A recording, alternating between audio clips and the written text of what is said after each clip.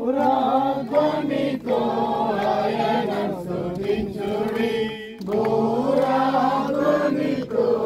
ఆయనను స్తుతించుడి, స్వరమండలములతో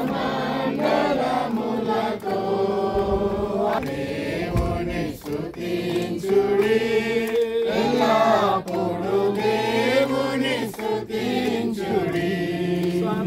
సన్నకాంతుల సితారతోను, సన్నకాంతుల సితారతోను చక్కని స్వరము తీసుకుని రండని ఇశ్రాయేలీయులతో చెప్పుము. మనస్పూర్వకముగా అర్పించు ప్రతి మనుష్యుని యొద్ద దాన్ని తీసుకొనవలెను.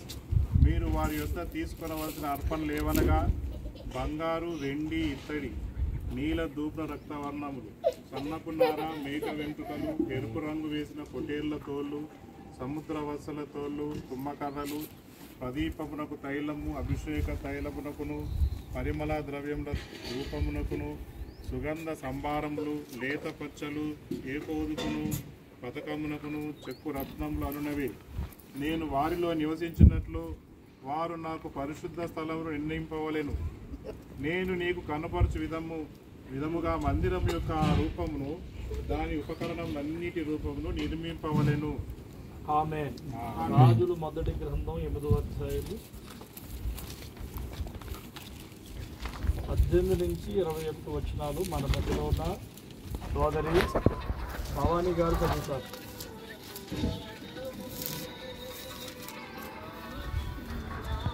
మంచిదే, అయినను నీవు మందిరమును కట్టించకూడదు. నీ నడుములో నుండి పుట్టబోవు నీ కుమారుడు నా నామఘనతకు ఒక మందిరమును కట్టించును. తాను సెలవిచ్చిన మాటను యెహోవా నెరవేర్చియున్నాడు.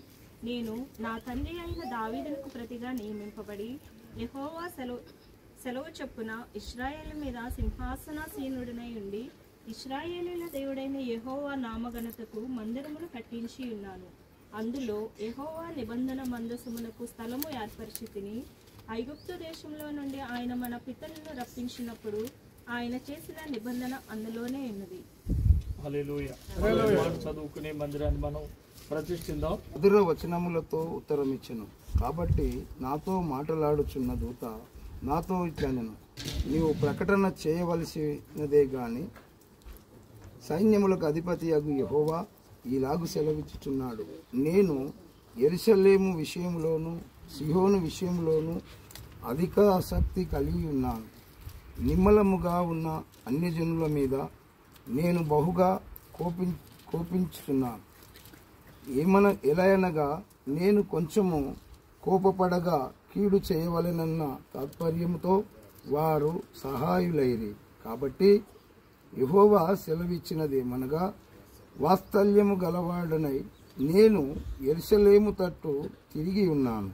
అందులో వారి యాజకులు ప్రార్థన చేస్తుండగా, యాజకులు దేవుని స్తోత్రాలు తెలియజేస్తుండగా, దేవుని మహిమ వారి మధ్యలో వచ్చినట్లుగా యెహోవా మహిమ చేత యాజకులు కూడా నిలవలేని పరిస్థితి అక్కడ ఉన్నట్లుగా దేవుని యొక్క మహిమ ఈ స్థలములో, మందిరములో, ఈ పరిచయంలో నిలిచినట్లుగా గట్టిగా స్తోత్రం పలుకుదాం.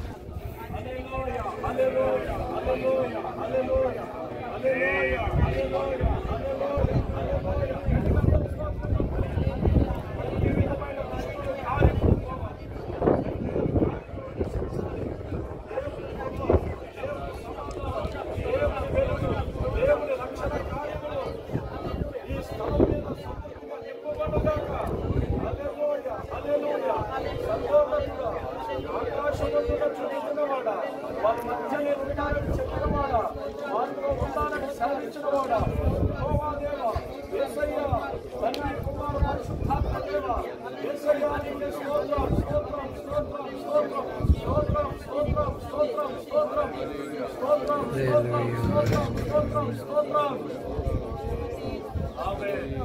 ప్రార్థన చేసుకుందాం.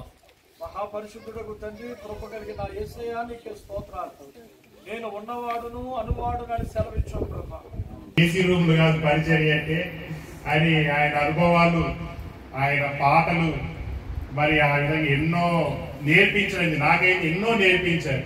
అలా ఉండకూడదు, ఇలా ఉండాలి, ఇలా ఉండకూడదు, అలా ఉండాలని మరి ఎన్నో విషయాలు నేర్పించారు. మరి ఆ తర్వాత సంపూర్ణమైన సేవకు మరి అగస్టిన్ పాస్టర్ గారు ఆయన సేవకు సమర్పించుకొని దేవుడు చూపించిన ప్రాంతంలో తన చిత్తానుసారంగా కాకుండా దేవుడు ఈ ప్రాంతంలోనే చేయండి అని చెప్తే ఆ ప్రాంతంలో మరి ఉండి జైరాబాద్ పట్టణంలో అల్లీపూర్ అనే ఆ గ్రామంలో మరి ఆయన ఆ విధంగా పరిచయం చేస్తూ ఉన్నారు. మరి